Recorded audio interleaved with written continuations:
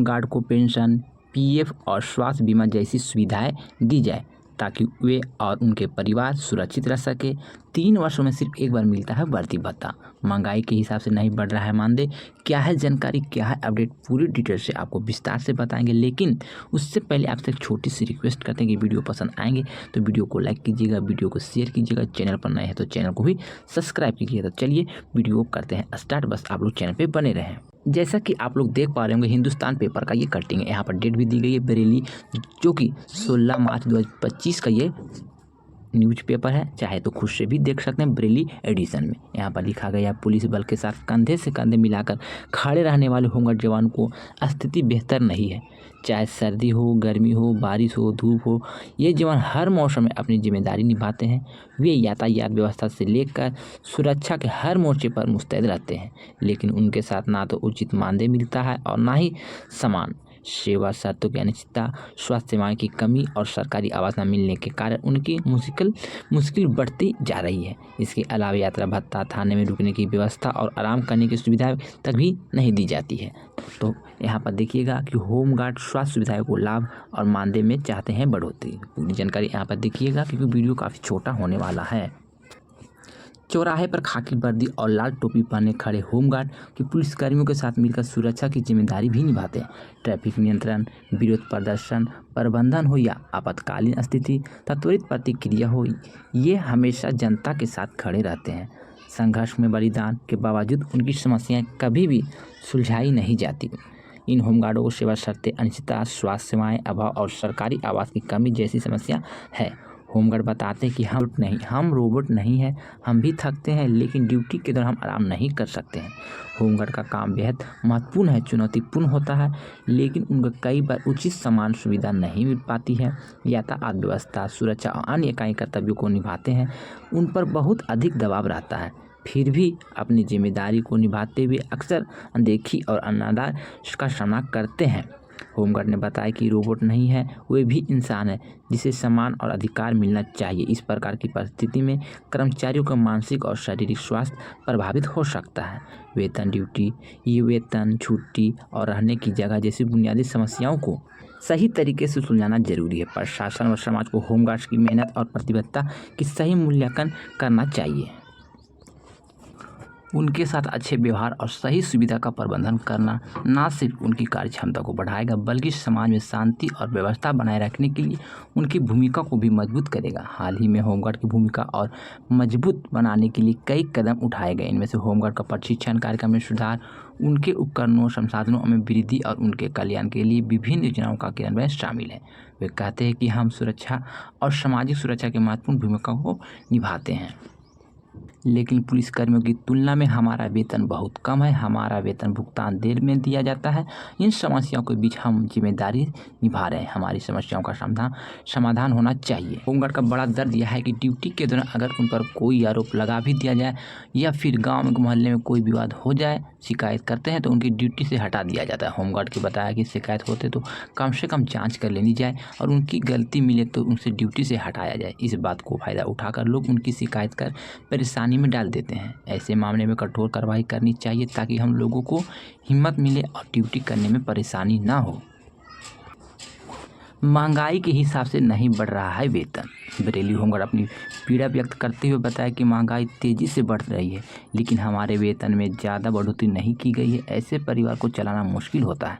कुछ होमगार्ड तो ड्यूटी करने के साथ खेती किसान भी करते हैं, तब जाकर वह अपने परिवार का भरण पोषण कर पाते। विभाग कैंप लगाकर सभी होमगार्ड को आयुष्मान कार्ड बनवाए ताकि उन्हें गंभीर बीमारी की दशा में कर्ज न लेना पड़े। बताया कि अधिकतर होमगार्ड की ड्यूटी शहर के बाजारों में रहती है। ऐसे में जाम लगने से के दौरान कई बार उनके साथ अभद्रता की जाती है, अफसरों की शिकायत की जाती है, तो सिफारिश के बाद वे चलते समझौता करना पड़ता है। उसके बाद देखिएगा कि होमगार्ड जवानों को 900 रुपया प्रतिदिन के हिसाब से मिलता है मानदेय।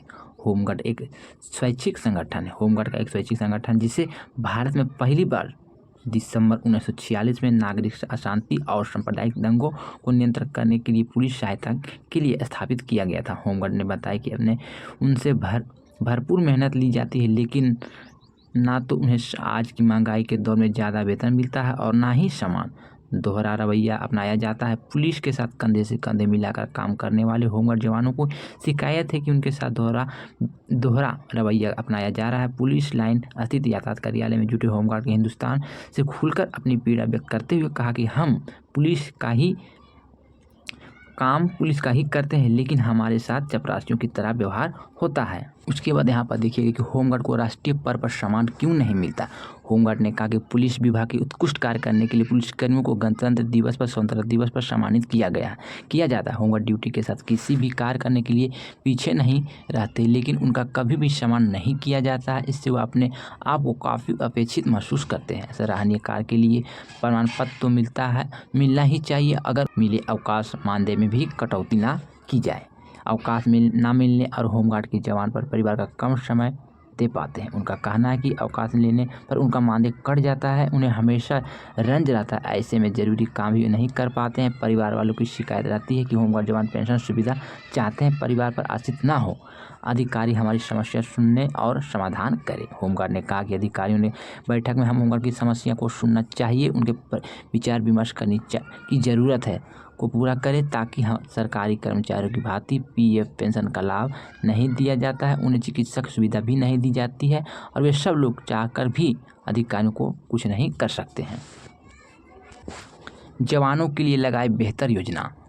होमगार्ड का कहना है कि उनके संसाधनों वृद्धि के साथ ही होमगार्ड कल्याण के लिए योजनाएं लाएं और जिससे हमारा और हमारे परिवार का भला हो सके।